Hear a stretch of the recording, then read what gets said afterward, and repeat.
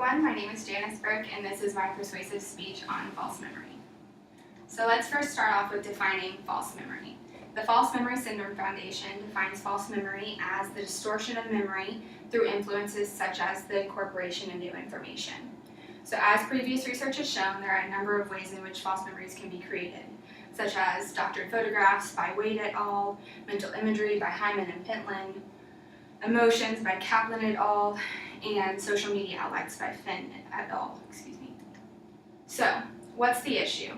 Well, let's take the 2016 presidential election, for example. Say, during that time period, you had read a news article titled, "Trump offers one-way ticket to Africa for those who want to leave America." Would you believe it? Well, research shows that any potential bias could distort your memory for that event. But more importantly, what it shows is that even how the information is presented can distort memory for the event. So, if we can identify these situations that make us susceptible, we can potentially reduce the risk of creating false memories. So, the first situation we will be talking about today is the use of narratives, which have shown to have a very powerful effect on memory, especially regarding information that is stored into our long-term memory, like childhood events. So Hyman and Billings showed this by introducing participants to a false narrative over the course of 2 interviews. The false narrative was along the lines of, at the age of 5, the participant had attended a wedding of a family friend, and as they were running around with a bunch of other children, they had bumped into a table that spilled the contents of the punch bowl onto the bride.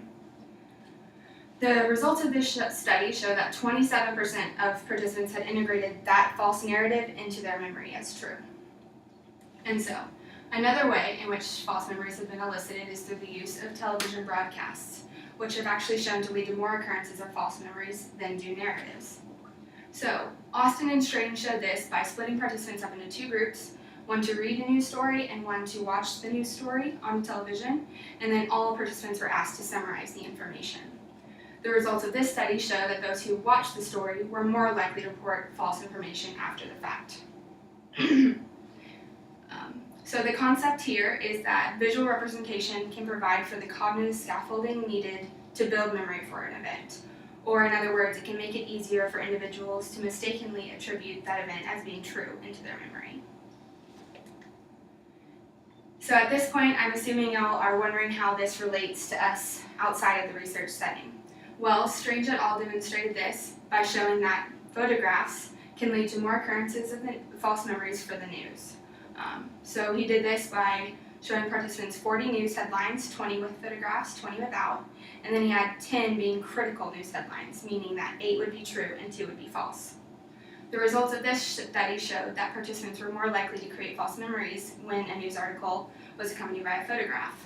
So the idea was that participants had unconsciously used the photographs as evidence of a memory rather than the actual headline itself. And so it's obvious to see how the implications of this study are important to us in the information age that we live today. So I have created a couple of examples for you guys to get an idea of what something like this would look like. The first one is an example of a true news headline accompanied by a photograph, and the second is a false news headline without a photograph. And this is just to show you guys that some things that seem ridiculous, like Trump mixes up 9/11 with 7/11, could actually end up being true, and that those that seem less ridiculous could actually end up being false. And here's another example of a false news article accompanied with a photograph and a true news article accompanied without. So, what are the consequences, the real life implications? Well, the controversy surrounding false memories is that it can change people to behave by impacting their eating habits, feelings, emotions, opinions, etc. And that this phenomenon just doesn't only affect certain people that are gullible or uninformed. It's actually quite easy, as shown through previous research, to create a false memory in normal people just like us. Finally, what can we do about it? Well, unconscious biases are just that. They are some out of one's control. But what we can do is be consciously aware of the things that give us biased interpretations.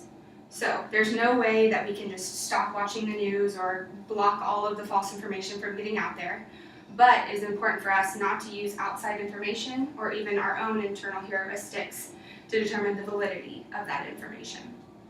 So I will leave you all with, always question, gather, and verify all information you receive before determining its truth, as well as integrating it to your memory. So here are my references, and thank you all very much for listening.